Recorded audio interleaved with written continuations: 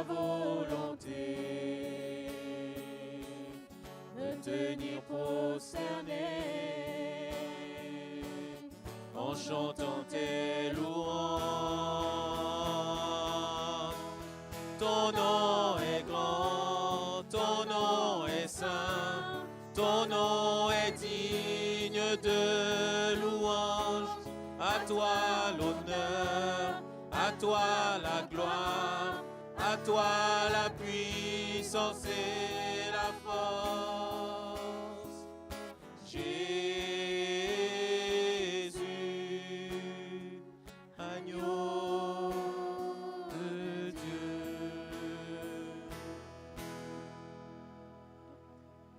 Je viens dans ta présence,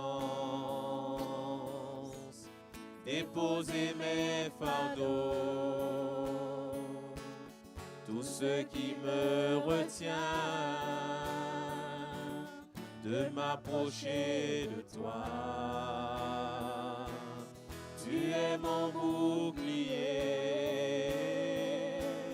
mon abri, mon seul bien. Vers toi, Seigneur, mon Dieu, je veux lever les mains. Ton nom est grand, ton nom est saint, ton nom est digne de louange. À toi l'honneur, à toi la gloire, à toi la puissance et la force.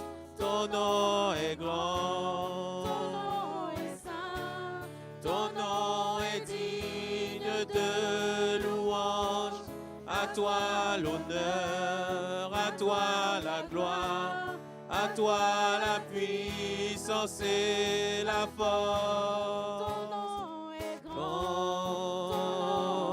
ton Saint, nom est digne de louange, l'honneur, à toi la gloire, la puissance et la force. Ton nom est grand, ton nom est saint, ton nom est digne, ton nom est digne, Seigneur. À toi la gloire, à toi la puissance et Jésus, agneau de Dieu.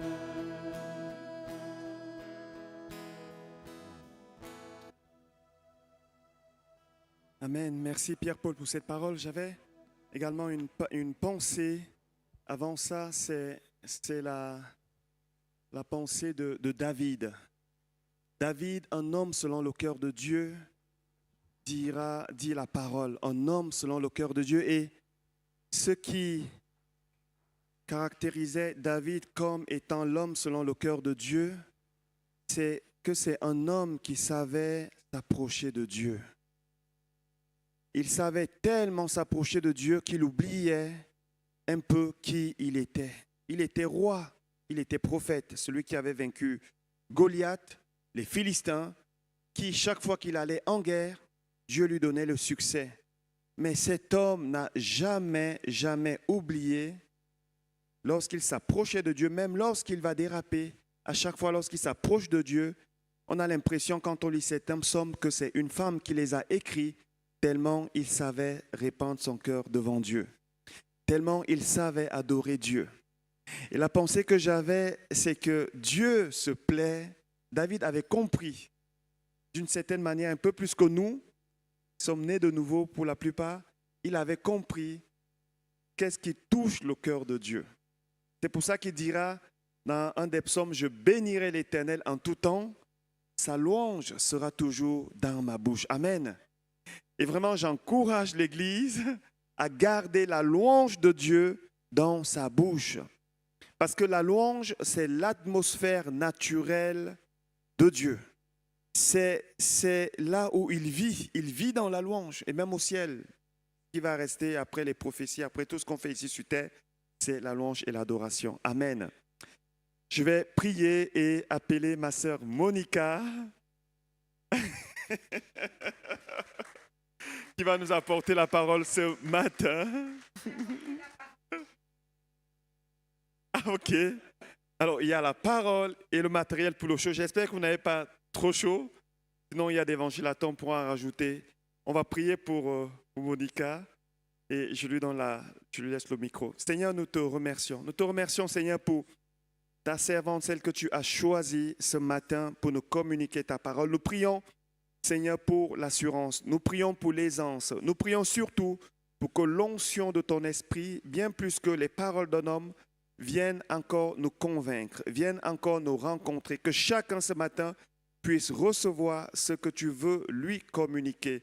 Nous la plaçons maintenant sous le sang et l'autorité de Jésus-Christ. Merci Père éternel, car tu le fais pour ta gloire, au nom de Jésus. Amen. Bonjour à tout le monde. Mais que le Seigneur est bon. Combien j'aime mon Dieu. J'aimerais vous dire, parce qu'on n'a pas besoin de se concerter avec tout lieu comme ça, tous les chants de ce matin vraiment se coordonnent avec ce que je vais vous dire. Et c'est pour ça que j'aime Dieu. Parce qu'il est parfait, parce qu'il s'occupe de nous. Et puis, si on marche derrière lui, eh ben on est heureux. Aujourd'hui, j'aimerais vous parler du fils prodigue ou du fils perdu. Ça dépend les traductions. Mais j'aimerais vous en parler sous une autre forme. C'est-à-dire le Père qui est là pour ceux qui ont une fois marché avec le Père et qui se sont retirés, qui sont repartis dans le monde. Ça me tenait vraiment à cœur parce que quand on regarde le monde d'aujourd'hui, souvent je pleure parce que je dis « Seigneur, c'est pas possible. C'est pas possible que le monde devienne comme ça. » Le mal se manifeste tellement maintenant, il se manifeste avec une telle puissance, il s'est aussi manifesté aux Jeux olympiques. Moi, je l'ai juste lu dans les journaux de ces deux boxeurs en fait qui se proclament femmes et qui dans leur corps sont hommes. Et ça m'a beaucoup touchée parce que les gens n'osent plus dire non. C'est vrai que les responsables auraient dû dire non. Dans le sport, ça n'existe pas. On ne peut pas faire combattre quelqu'un qui est beaucoup plus fort contre quelqu'un qui est faible. Et ça m'a fait mal au cœur. Et je me suis dit, mais Seigneur, mais regarde le mal qui est là. Il est là, il est palpable. Et ce matin, je parlais avec Maria dans la voiture et c'est vrai qu'on disait que même dans la vie de tous les jours, les gens sont stressés. Les gens s'énervent pour un rien. Ils peuvent crier sur une caissière qui ne fait pas ce que... Voilà, ils peuvent crier sur leurs employés. Ils peuvent crier entre femmes et maris parce qu'il n'y a plus ce côté. Il n'y a plus le Dieu qui est là. Et c'est comme dit la Bible, le mal est dit bien et le bien mal. Et on est vraiment dans ces temps-là. Et ça m'a vraiment touchée parce que je me suis dit que maintenant, il est encore temps. Vous savez que Noé, Dieu lui avait demandé de construire une arche. Ensuite, à un moment donné, il a dit « Rentre dans l'arche avec tous tes animaux ». Et à un moment donné, la porte a dû se fermer parce que le déluge arrivait. Il fallait fermer la porte hermétiquement. Et aujourd'hui, il y a encore le temps. Et moi, je pense à des personnes que j'ai connues et pour raison X ou Y, elles sont retournées dans le monde. Et cette nuit, quand je pensais à ça, j'avais vraiment un combat parce que je me disais, je vais prendre le fils prodigue d'une autre façon qu'on le prend habituellement. Moi, j'ai appris, voilà, c'est celui qui est perdu, qui ne connaît pas Dieu. Et pourtant, quand j'ai lu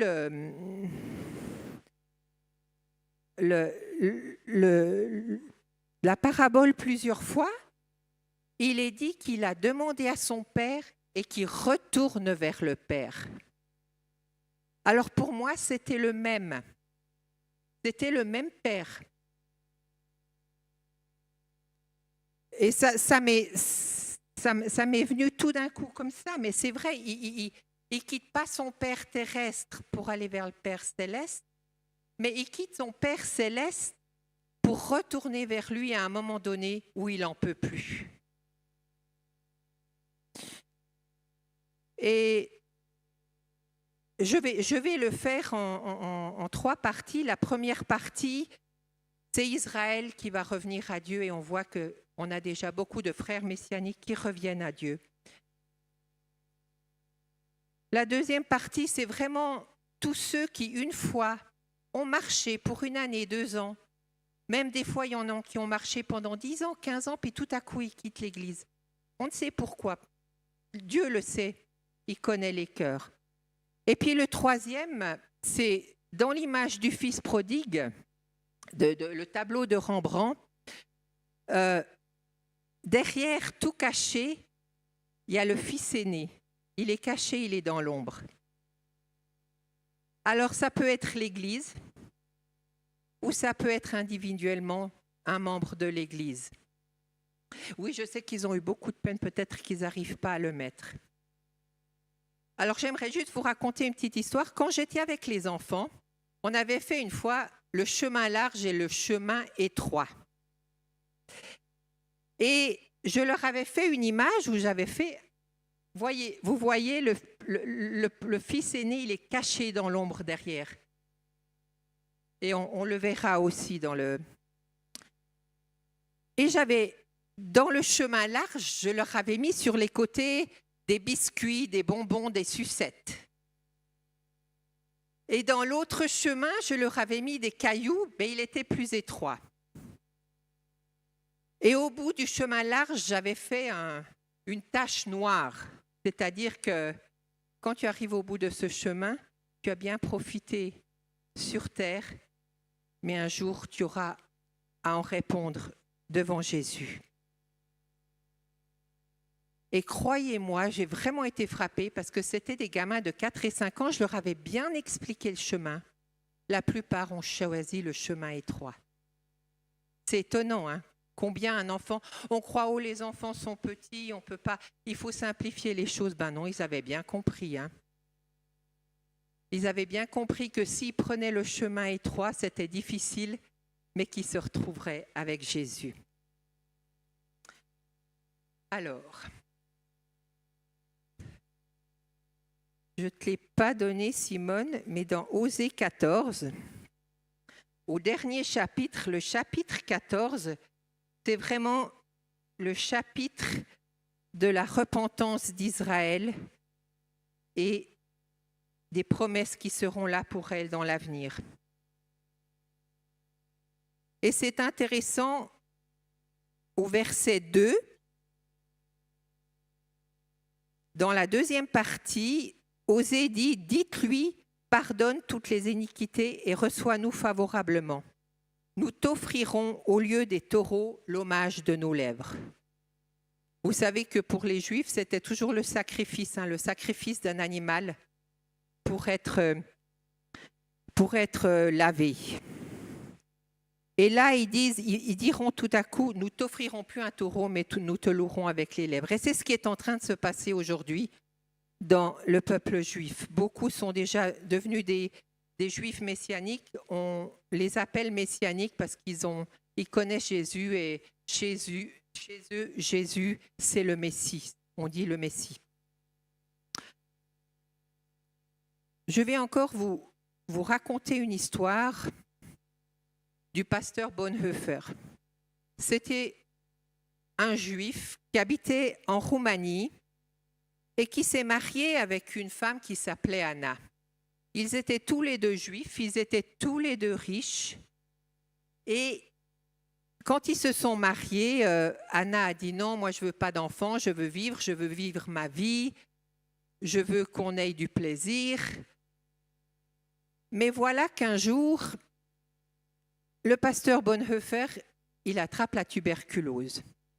Et il est envoyé dans les Carpates, parce qu'à cette époque-là, il habitait en Roumanie, et il était envoyé dans les Carpates, comme on le faisait avec les tuberculeux à la montagne, pour l'air.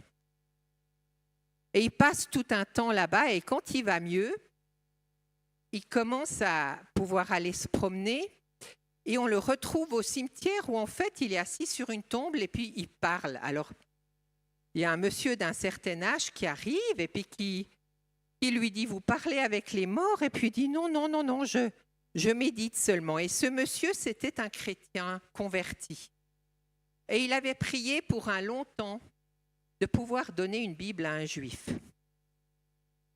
Et il lui demande, mais oui, alors il lui explique, je suis ici parce que je suis malade et que j'ai besoin de l'air de la montagne. Et en se quittant, le vieux monsieur lui tend la Bible en lui expliquant, ça fait longtemps que je prie pour un juif, pour lui donner une Bible. Et il va lui donner cette Bible. Alors évidemment, monsieur Bonnefer, c'est vrai, hein, c'est un peu ennuyeux, il faut beaucoup se reposer, il n'y a pas grand-chose à faire. Et il va ouvrir cette Bible et il va lire les évangiles. Et il va réaliser que Jésus est Jésus. Il a besoin de Jésus. Mais voilà, il n'avait pas compris toute la chose. Comme il était toujours dans le faire, il se rencontrait régulièrement avec ce monsieur âgé et il lui dit « J'ai lu les évangiles, mais je suis incapable d'être comme des Jésus. Comment puis-je être capable d'être comme Jésus ?» Il n'avait pas encore réalisé la croix et ça le turlupinait beaucoup. Il réfléchissait beaucoup à ça et le vieux monsieur lui a tout simplement dit « Venez ce soir à notre réunion ». Et il va à la réunion et il rentre dans la salle de réunion et à ce moment-là, il y a deux sœurs qui chantent a cappella Amazing Grace. Et là, il n'a rien eu besoin de faire. Le Saint-Esprit est venu et l'a touché et il a compris. Il a compris. Et alors, après un certain temps, il retrouve sa femme et ça, je trouve vraiment très cocasse la façon dont il a attiré sa femme vers Jésus. Il retrouve sa femme, il retourne en ville, il est guéri. Et évidemment, sa femme, elle veut recommencer avec lui à fêter, à aller danser le soir, aller au cinéma, etc. Et il le fait avec elle. Et puis un soir, ils vont danser, ils retournent danser. Et tout d'un coup, les yeux d'Anna s'ouvrent. Ils avaient un couple d'amis qui leur était très cher.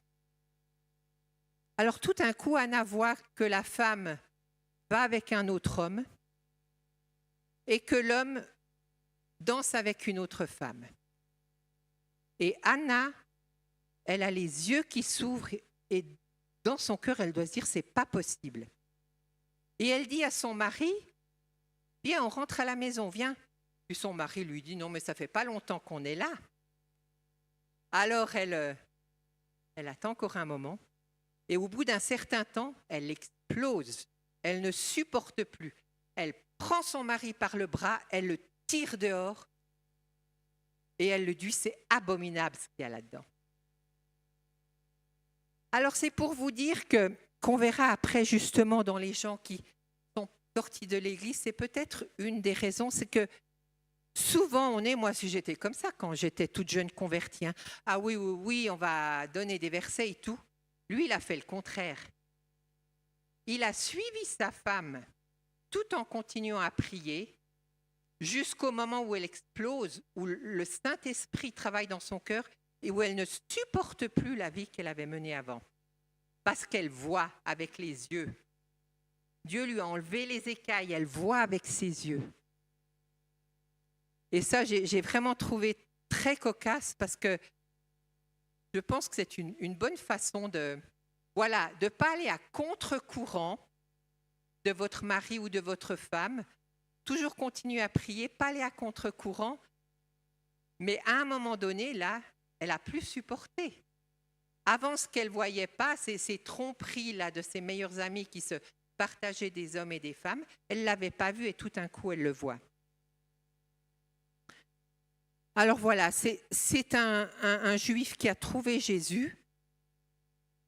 Et vous savez que dans la Bible, la première église convertie, c'est l'église de Jérusalem.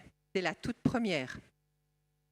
Après, les apôtres, quand il n'y a plus d'apôtres, si je ne me trompe pas, c'est l'empereur Auguste qui a dit « ça suffit ». Ils deviennent trop nombreux, ils s'agrandissent beaucoup trop, on va leur interdire. Je pense qu'à cette époque-là, c'était Rome, donc c'était catholique. Et lui, il avait peur que ça surpasse. Donc, il va interdire et les Juifs vont se disperser et ça va se perdre petit à petit. Et dans la parabole du fils perdu, il est dit qu'il a dépensé son argent, il a ok.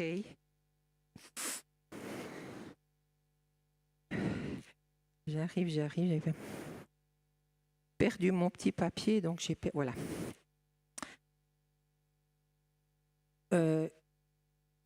Qu'il a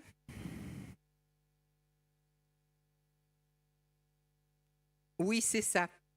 C'est ça qui est intéressant parce que certaines personnes disent qu'il a tout dépensé, mais dans Luc, c'est dit où il dissipa son bien. Et dissiper, ça veut dire enlever. C'est comme si vous avez du soleil avec du brouillard. Au moment où le soleil est plus chaud, le brouillard va se disperser. Et pour ce peuple juif, c'est ce qui s'est passé. Il est retourné, il a petit à petit perdu ce qu'il avait reçu de Dieu au temps de Jésus.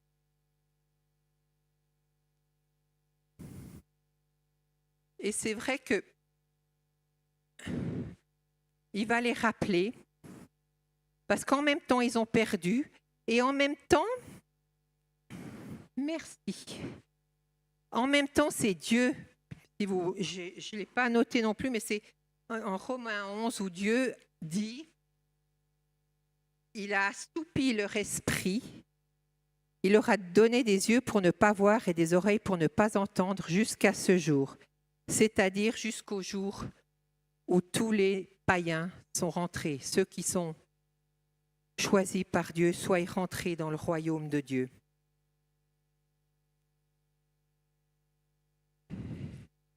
Et dans Actes 5, 31,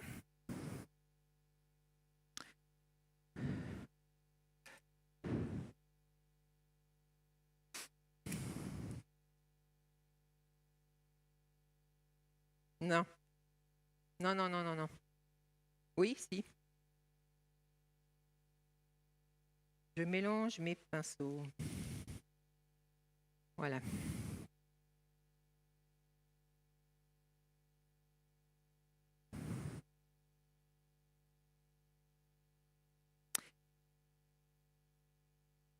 Il est dit, Dieu l'a élevé, donc il a élevé Jésus par sa droite comme prince et sauveur pour donner à Israël la repentance et le pardon.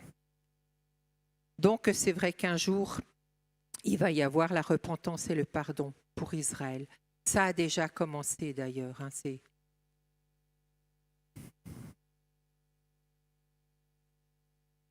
Le deuxième, c'est le chrétien qui a marché avec un temps pour Jésus et qui tout d'un coup sort de l'Église. Alors c'est vrai que peut-être il n'a pas réellement eu une réelle conversion, donc il n'y a pas vraiment eu une réelle repentance. Peut-être que ça n'a tout simplement pas été le bon moment et que le projet a été avorté. Et peut-être qu'il se sentait tout simplement pas bien. Il était peut-être trop timide il n'osait peut-être pas aller vers d'autres, ou que d'autres n'allaient pas vers lui et que finalement il est sorti de l'Église. J'ai encore une histoire à vous raconter d'un jeune homme. C'est l'histoire d'un jeune homme. Quand j'étais à l'époque, j'allais faire avec des jeunes, j'allais faire des, comment on dit ça, en été, comme des camps chrétiens où on allait prêcher la parole, où vous savez, comme ceux qui l'ont fait, on faisait des mimes et tout ça. On chantait aussi dans les rues. Et cette année-là, c'était à Birmingham, en Angleterre. Et un jour qu'on chantait dans la rue, donc moi, je n'ai pas eu contact avec ce jeune homme parce que ce sont les jeunes ados qui se sont occupés de lui. Mais ils nous ont raconté l'histoire pour qu'on puisse prier quand on avait nos groupes de partage dans l'équipe. Et ce jeune homme passe et il entend les chants et ça lui rappelle quelque chose. Ça lui rappelle son enfance, ça lui rappelle l'école du dimanche. Et un groupe avait fait le mime de la croix. Et ce jeune homme, ça le touche parce qu'il a un lourd secret. Et dans sa tête, de se rappeler, de se souvenir de ce qu'il avait vécu enfant, va l'encourager à approcher le groupe. Donc les jeunes hommes s'approchent de lui, commencent à parler avec lui. Et de fil en discussion, ce jeune homme va vraiment se confier et dire que personne ne le sait parce que c'était un soir et que personne ne les avait vus. Il s'est bagarré avec un autre jeune homme et dans la bagarre, il l'a tué. Ce jeune homme a eu le courage d'aller vers ce groupe parce que son secret lui venait être lourd. Et il voulait vraiment savoir si effectivement Jésus a porté aussi ce péché-là sur la croix. Parce que dans la Bible, il est dit « tu ne tueras point ». Mais Jésus a porté ce péché pour lui. Et tout du temps qu'on a été, on était 3 semaines à Birmingham, tout ce temps-là, ils l'ont suivi, ils l'ont aidé, ils lui ont montré la parole. Et finalement, il a vraiment fait repentance. Il s'est rendu compte, parce que déjà avant, il s'était rendu compte, il se rendait compte, l'esprit le travaillait déjà parce qu'il n'était plus bien dans sa peau. Il se sentait mal de ce qu'il avait fait. Il ne vivait pas en fait. Et à la fin de notre séjour, le jeune homme était donc converti et il dit à ce groupe de jeunes hommes de chez nous, de chrétiens, il dit voilà, maintenant j'ai accueilli Jésus, il est dans mon cœur, mais ce que j'ai fait, c'est à moi d'en payer les conséquences. Et là, les jeunes vont encore l'aider, ils iront au poste de police avec lui. Et ce jeune homme va faire de la prison, mais il ne fera pas la prison seul, il fera la prison avec Dieu dans son cœur, avec Jésus dans son cœur, sachant qu'il l'avait pardonné. Donc vous voyez,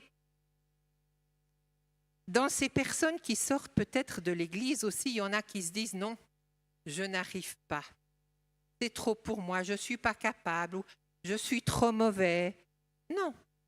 Un péché, c'est un péché. Il n'y a ni de grand péché, ni de petit péché. Le péché de ce jeune homme, il n'était pas plus grand que chez nous le péché d'avoir, entre nous peut-être dit un mensonge ou crié sur l'autre. Ce n'était pas non plus voulu de Dieu.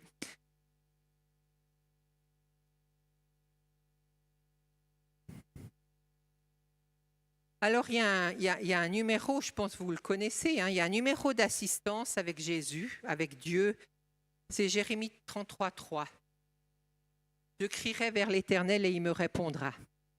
Et il répondra toujours.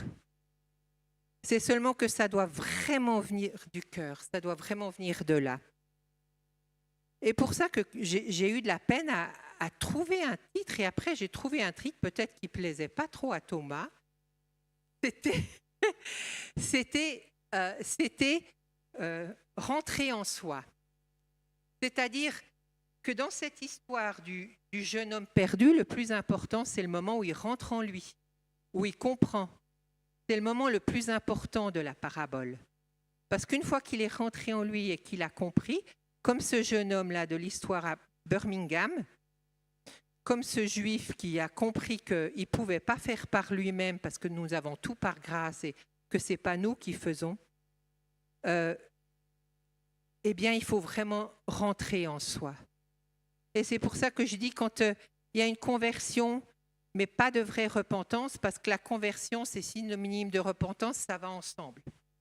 Donc, s'il n'y a pas de vraie repentance, s'il y a juste un pardon, oui Seigneur, pardonne-moi, ou je pardonne pour, non, c'est vraiment se rendre compte de ce que nous recevons, de cette grâce infinie que nous recevons, de cet amour infini que nous recevons. Et quand on a compris ça, on ne va pas construire sur du sable, mais on construira sur le roc. Alors peut-être une personne fragile, elle va effectivement construire sur le sable. Et un jour qu'il y a une grosse tempête, je ne parle pas pour nous ici, je parle surtout pour ceux qui ne sont pas solides, qui n'ont pas encore vraiment converti leur cœur. Alors ils vont partir parce que la tempête est là et puis ils se retrouveront dans de plus grandes tempêtes dans le monde.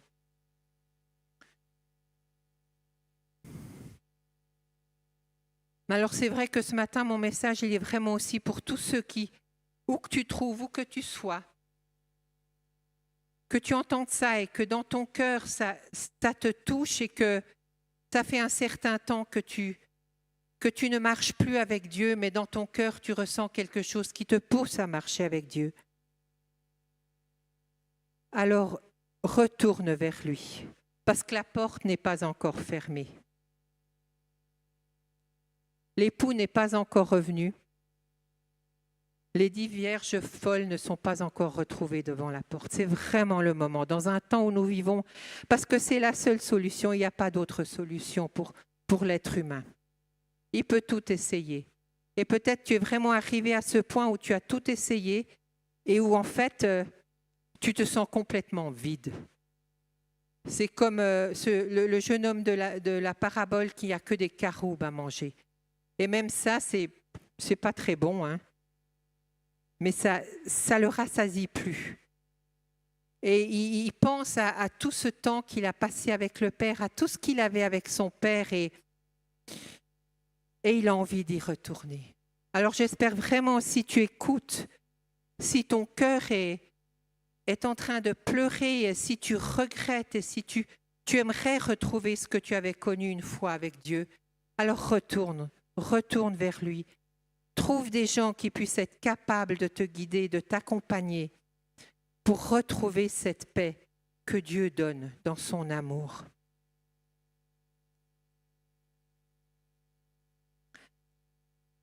Et le troisième personnage, c'est le fils aîné. Le fils aîné, lui, c'est étrange, hein, parce que il va pas se réjouir de son frère qui revient à la maison. Il va se mettre en colère.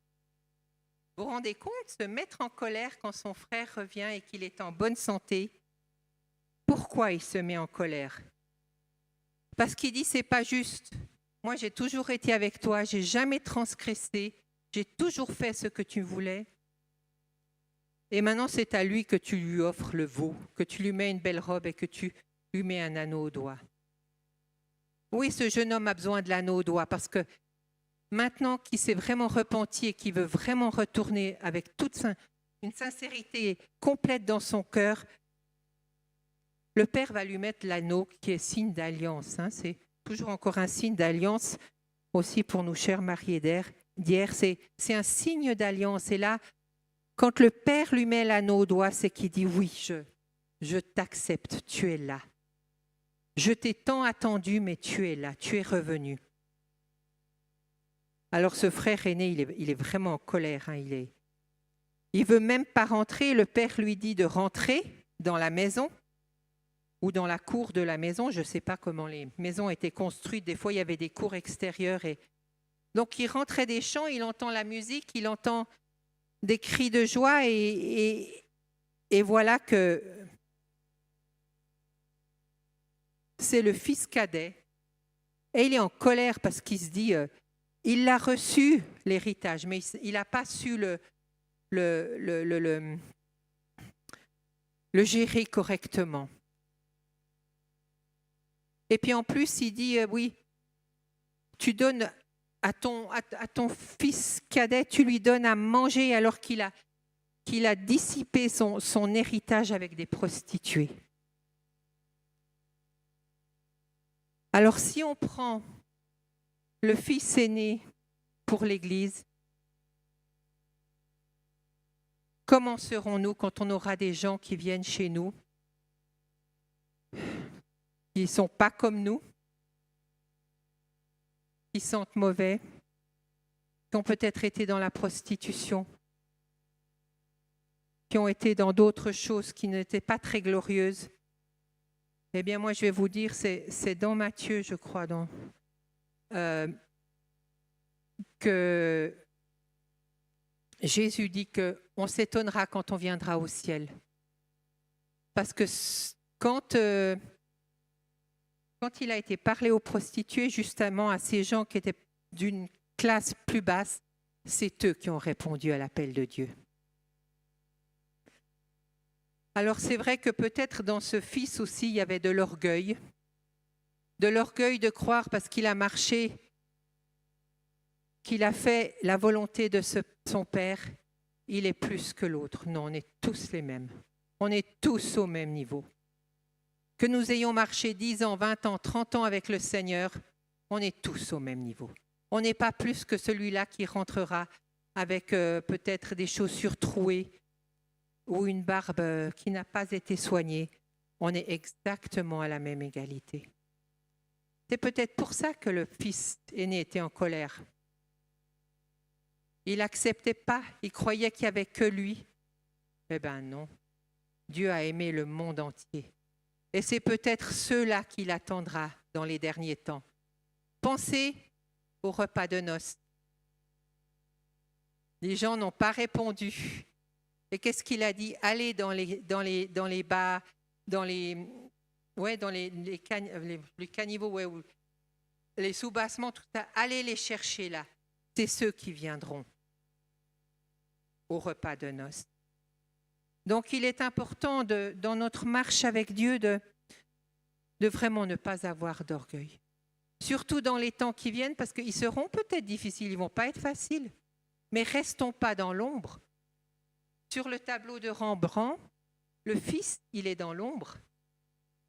Il se cache. Mais si le Père dit « Tout ce qui est à moi est à toi », donc il est lumière, nous devons aussi être lumière. C'est important.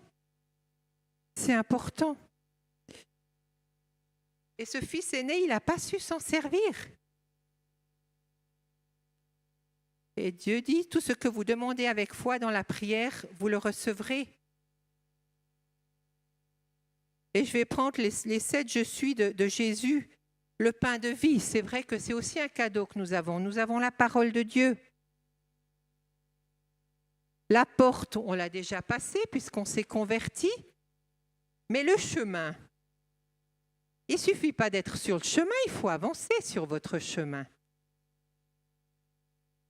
Si vous restez là planté, ben, le royaume de Dieu il risque d'être encore loin. Hein? Le bon berger, mais qu'on le prenne ce cadeau. On a Jésus qui est tous les jours à côté de nous. Il est là. C'est des choses qu'il ne faut pas oublier. Il ne faut pas les oublier pendant la semaine aussi.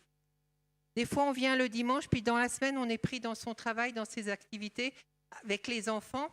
et tout d'un coup on oublie. Non, ce sont des cadeaux que Dieu nous donne, il faut les prendre. C'est ce que le Père dit à son Fils. Mais tu avais tout. Il y a le cep aussi. Savoir jouir de du jus du cep, savoir ce jus qui est le Saint-Esprit, ça c'est quelque chose que nous avons reçu aussi. Et puis surtout qu'il est la vie.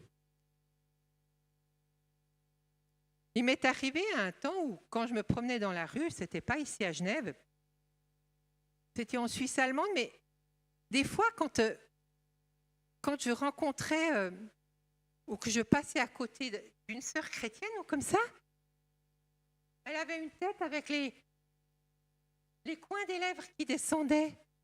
Et je me disais, mais la joie qu'on a le dimanche au culte, cette joie, il faut l'avoir aussi dans la semaine. On doit être des lumières. Tu parlais du phare. Jésus est le phare. Mais si nous recevons Jésus, nous aussi, nous devons être le phare. Nous devons être des colonnes dans l'Église. Il faut que les gens voient. Et surtout que la lumière, il y en a besoin maintenant. Il ne faut pas que ça arrive comme les Juifs. Ils ont eu peur, on le comprend, parce qu'ils étaient seuls et il y avait beaucoup de Romains. Mais pas que tout à coup on se fasse petit devant l'ennemi, qu'on se cache et qu'on ne vit pas la vie qu'il veut nous donner. On ne doit pas s'effacer. Comme disait une fois Thomas, la lumière, elle est bien plus grande que les ténèbres. Et ça, il ne faut pas l'oublier. C'est vrai que ça peut être difficile, c'est vrai que ça peut être pas évident des fois. Mais nous qui avons déjà ça, il faut que nous soyons forts en Christ et puissants pour tous ceux qui vont venir encore. Sinon, ils ne vont pas le voir, il n'y aura pas de différence. Donc l'Église ne doit pas rester comme le fils aîné, là, caché dans l'embrasement de la porte.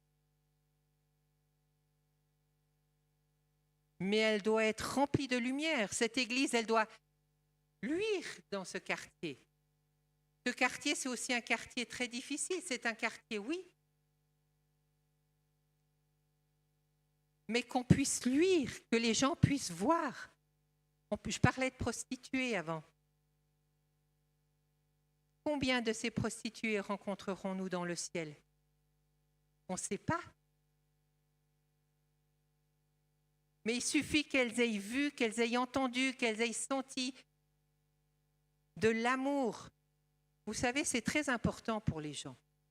Des gens comme ça qui se sentent tellement abaissés, que ce soit une prostituée, que ce soit un ado mobé à l'école, que ce soit une femme qui est maltraitée par son mari, mais que nous puissions, rien qu'ils puissent sentir un peu de cet amour qu'est l'amour de Dieu, pour qu'ils aient envie de chercher de venir. Alors voilà.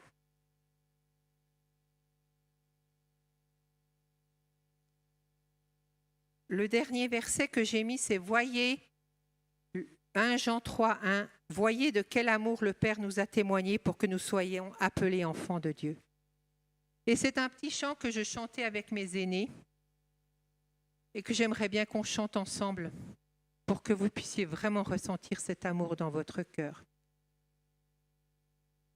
Ces deux petites strophes qui est tirée justement du verset, c'est « Voyez de quel amour le Père nous a tant aimés.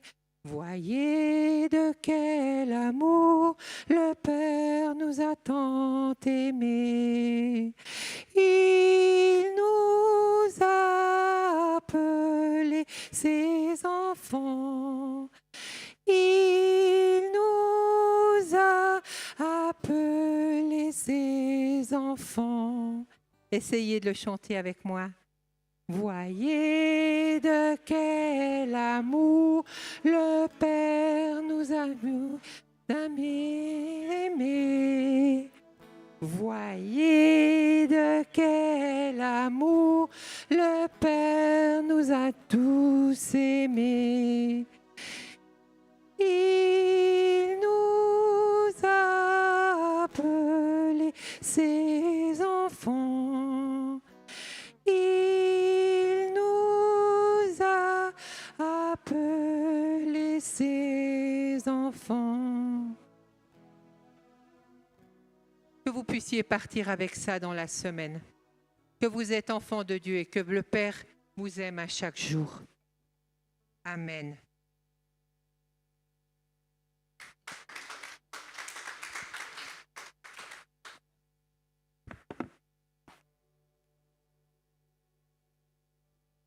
Merci, chère Monica, pour ce message. Nous sommes une église pour tous, une église qui est comme l'église qui est représentée dans Apocalypse, l'église qui se tient devant Dieu de toutes les langues, de toutes les origines. Et j'aime bien qu'on ait aussi des paroles comme ça qui viennent de toute catégorie de personnes avec leur façon de voir. Et ce matin, j'ai été béni parce que j'ai entendu les témoignages qui ont été apportés, la parole qui a été dispensée. Et je me permets de vous apporter un petit complément, ce qui est venu dans mon esprit. Et vous savez, dans cette histoire du fils prodigue, il est dit que le père a vu l'enfant venir de loin. Il a vu le fils de loin. Et pourquoi est-ce qu'il a vu le fils de loin? Peut-être parce qu'il scrutait le ciel. Il était peut-être dans l'attente que le Fils revienne. Et je pense même que c'est par l'action du Saint-Esprit que le Fils est revenu. Parce que c'est le Saint-Esprit qui convainc de péché, de justice et de jugement. C'est le Saint-Esprit qui convainc. Mais, comme on l'a entendu si bien, il y a eu une part aussi à faire de la part du Fils. Et ça demande quelquefois beaucoup d'humilité, de se dire « Aïe, je me suis trompé, je retourne vers mon Père. » Et ça demande aussi aux personnes, peut-être pas ici de l'Église, lorsque les gens partent, simplement de les bénir, de ne pas changer de regard envers eux. Et comme je dis souvent, c'est mieux de laisser partir les gens en les bénissant. Ils auront le courage de revenir quand peut-être ils se rendront compte qu'ils se sont trompés. C'est possible. Bénir, c'est ce que Dieu fait et c'est ce que le Père a fait. Il a laissé partir le Fils et il a béni le Fils en lui donnant un héritage. L'héritage se donne quand la personne n'est plus là, on est d'accord. C'est ça un héritage. Un héritage ne se donne pas quand la personne est encore en vie. L'héritage, c'est après. Mais qu'est-ce que le Père a fait? Il donne l'héritage. C'est une façon de bénir ce Fils. Le Fils est parti et il a eu le courage de revenir. Pourquoi? Parce qu'il s'est souvenu que son Père est un Père qui est bon. Amen. Amen. J'aime bien ce qu'il est dit aussi dans Jean 6, 37. Jésus dira, « Je ne mettrai pas dehors celui qui viendra à moi. Je ne mettrai pas dehors celui qui viendra à moi. Quiconque viendra à moi, peu importe ce qui s'est passé, Jésus ne met pas dehors. » Et nous devons nous aussi avoir le caractère de Jésus. Amen. Que le Seigneur bénisse chacun à travers cette parole, la prédication qui a été apportée. Encore merci beaucoup, chère Monica. Méditons encore sur ces paroles. Partageons la vidéo quand nous allons la recevoir. Ça pourra bénir d'autres personnes. Amen. Seigneur, tu es le soutien de nos âmes, tu es le soutien de nos vies. Et merci pour ton amour, Seigneur, inconditionnel, ton amour indéfectible, ton amour, Seigneur, que tu as pour chacun de nous. Cet amour qui ne change pas, qui ne déteint pas, qui ne se détériore pas, qui reste le même encore aujourd'hui. En Jésus-Christ. Amen.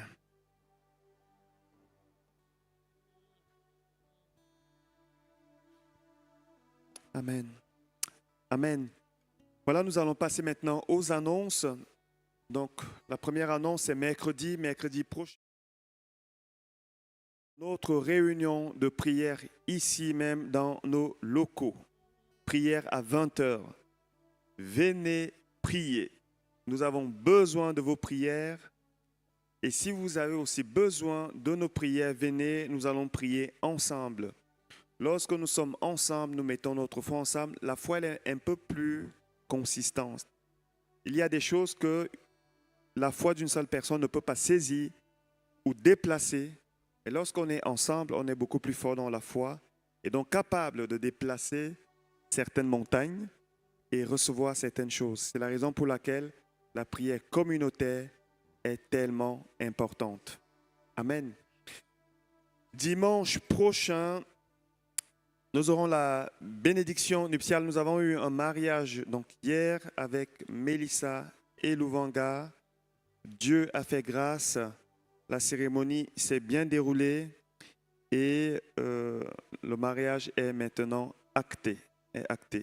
Et dimanche prochain, nous allons avoir aussi au thème de du culte, la bénédiction nuptiale, il y aura un culte normal. La seule chose qui changera, c'est qu'on finira un peu plus tôt la prédication. Et ensuite, il y aura la bénédiction nuptiale. Ça concerne Michel Jean Renaud et Karine Herzig. Et on se réjouit. On se réjouit de ce que Dieu est en train de faire. Et toujours la semaine prochaine, mais ça concerne Cheryl, une fille de cœur, comme vous connaissez, avec son mari Joseph, qui vont s'unir à l'état civil. Là aussi, on bénit le Seigneur. Et en septembre, on aura également le couple Sylva et Ruth, qui vont également s'unir devant le Seigneur. Gloire à Dieu. Amen. Comme je l'ai dit hier, pendant la prédication du mariage, la Bible dit « Il n'est pas bon que l'homme soit seul ». Ce n'est pas moi qui l'ai dit, c'est Dieu qui l'a dit. C'est Dieu qui l'a dit. Ce que Dieu dit, par définition, est la vérité. Il n'est pas bon que l'homme soit seul, à part si, de manière exceptionnelle, on a reçu le don du célibat. Mais la Bible, l'histoire biblique nous montre qu'il y a très peu de personnes qui ont reçu ce don-là. Jésus, Paul, dans le Nouveau Testament, Pierre, Jean, tous les autres, ils étaient mariés. Donc, c'est exceptionnel. Ce n'est pas une doctrine générale. Dieu a dit, il n'est pas bon que l'homme soit seul. Donc, je crois qu'il y a une grâce qui est là pour les conjoints. Et donc, bénéficier de cette grâce lorsque Jésus a multiplié le pain, tous ceux qui avaient faim ont mangé. Et hier, c'était assez incroyable le clin d'œil que Dieu m'a fait avec une sœur qui, depuis longtemps aussi, était dans la tente. Et souvent, quand je regardais sa photo, elle se mettait avec une personne, je pensais que Dieu nous avait exaucés. Elle me disait non. Quand j'ai senti que la grâce était là, on active les prières. Seigneur, que la grâce tombe sur elle, qu'elle vienne sur elle. Et hier, je la vois avec quelqu'un et elle m'annonce que bientôt, ils vont se marier. Donc, la grâce est disponible. Amen. Lorsqu'elle est là, il faut la saisir. Et dimanche prochain, nous allons bénir ce mariage à l'issue du culte entre Michel et Karine et on s'en réjouit. Samedi 31 août, nous avons un pique-nique qui est organisé par l'EME et dont les responsables sont Michel et Marie-Claire.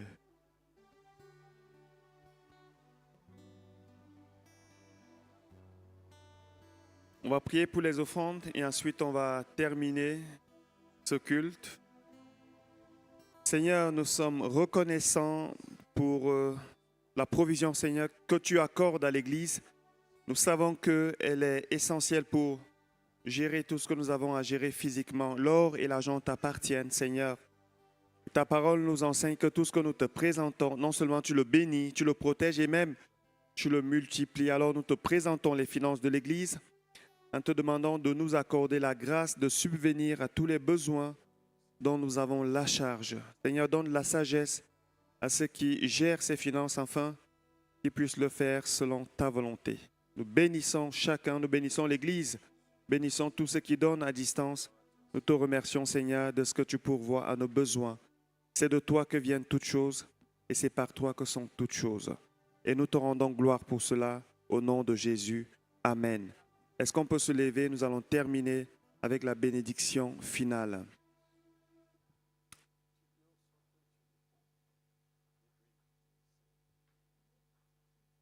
J'aime bien les paroles de Nombre 6, 24 qui disent que l'Éternel te bénisse et te garde. Que l'Éternel te donne sa paix.